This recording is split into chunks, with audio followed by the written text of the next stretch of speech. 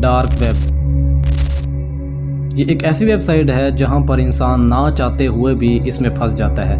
अगर हमने इसको एक बार लॉगिन कर लिया फिर हमारा इससे जान छुड़ाना मुश्किल है।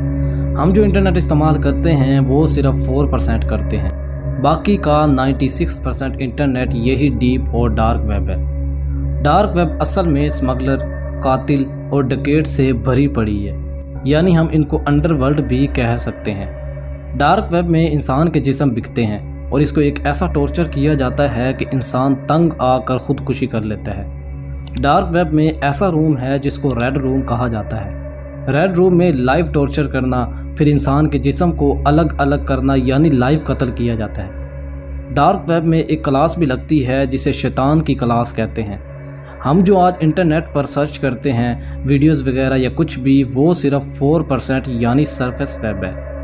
इंटरनेट असल में 3 हिस्सों में डिवाइडेड है, एक सरफेस वेब, एक डीप वेब और एक डार्क वेब। सरफेस वेब में जो हम आम रूटीन में जो सर्च करते हैं या कुछ भी देखते हैं वो सरफेस वेब है। डीप वेब में हम बुरे काम, इल्लीगल काम होते हैं, वेपन्स, किसी को कत्ल करवाना, किसी को अगवा करना, ये सब इस वेब में होते हैं। डार्क वेब भी डीप वेब का छोटा सा हिस्सा है। ये भी इसी तरह है मगर ये थोड़ा इससे अलग है। जैसे कि मैंने पहले भी बताया था कि इसमें ज़्यादती करना, लाइव कत्ल करना वगैरह है। इस डीप वेब और डार्क वेब को हम आम ब्राउज़र में ओपन नहीं कर सकते, इसके लिए एक टोर ब्राउज़र होता है, इससे हम ओपन कर सकते हैं। चलो मैं आपको एक स्टोरी दिखाता हूँ जो चंद माह पहले डार्क वेब पर हुई थी।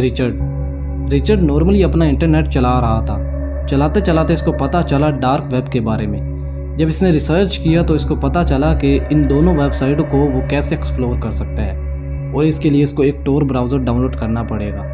इसने टोर डाउनलोड किया और रैंडम साइट को एक्सप्लोर करने लगा। काफ़ी टाइम साइट्स को एक्सप्लोर करने के बाद वो एक ऐसी साइट पर आया जिसके ऊपर एक ब्लैक इमेज थी। इस ब्लैक इमेज के एक साइड पर एक चैट चल रही थी जिसमें लोग अलग अलग लैंग्वेज और अलग अलग कोड्स में चैट कर रहे थे। फिर रिचर्ड को रियलाइज होता है कि इसके सामने एक वीडियो स्टार्ट होने वाली है। वहाँ पर एक ऐसी वीडियो दिखाई जाएगी जिसको बहुत सारे लोग देखेंगे। फिर एकदम से वो ब्लैक इमेज चेंज होती है और उसे एक इंसान चेयर पर बंधा हुआ दिखता है। जैसे ही वो वीडियो स्टार्ट होती है तो चैट बहुत ज़्यादा तेज़ हो जाती है। 5 से 6 मिनट तक वो चैट चलती रहती है और वो इंसान उसी चेयर पर बैठा होता है बंधा हुआ।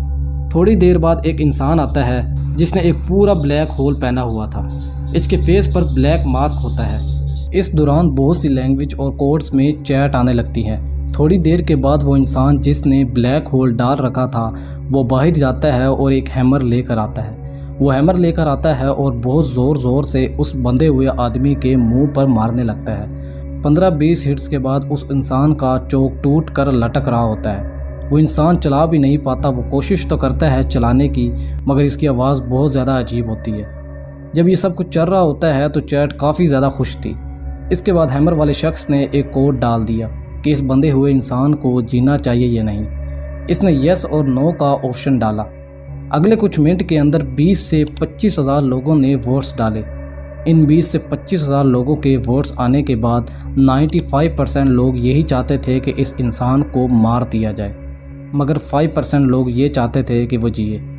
फिर इस हैमर वाले ने इस विक्टिम को हैमर से इसके चेस्ट पर मार के इसको मार दिया। जैसे इस विक्टिम की डेथ हुई तो वैसे ही एक मैसेज पॉप आउट हुआ, हुज़ नेक्स्ट वाले मैसेज आने के बाद फ़ौरन इस ब्लैक स्क्रीन पर 10 डिवीज़न हो गए। इसमें 10 अलग अलग फेस कैम थे और उनमें से एक फेस कैम में उसी मोमेंट पर रिचर्ड का फेस भी था। हैकर ने रिचर्ड के पीसी को हैक कर लिया था और इसके वेब कैम का एक्सेस ले लिया था। जब फेस कैम वाला मैसेज आया तो स्क्रीन पर काउंट डाउन शुरू हो गया। जैसे ही काउंट डाउन 10 से वापस 0 तक जा रहा था तो एक एक फेस कम होता गया। लास्ट के 2 सेकंड में सिर्फ 2 फेस बचे थे, एक रिचर्ड का और दूसरा अननोन इंसान का। और जैसे ही काउंट डाउन ख़त्म हुआ तो रिचर्ड का कैमरा भी हट गया और सिर्फ वही अननोन का कैमरा बचा था। इस अननोन इंसान की हालत ख़राब हो रखी थी जब वो अकेला बचा था। अपने फेस कैम में इसके बाद एक मैसेज पॉप आउट हुआ, विल मीट सून। रिचर्ड ने जब ये स्टोरी पोस्ट की तो इसने ये भी लिखा था कि इसको कोई आइडिया नहीं था कि वो अननोन लोग कौन थे, इस साइट पर कौन कौन आया था, विक्टिम कौन था और हैमर वाला इंसान कौन था। और इसके बाद रिचर्ड कभी भी डीप और डार्क वेब पर कभी नहीं गया। इसलिए डार्क वेब पर हर किसी को नहीं जाना चाहिए।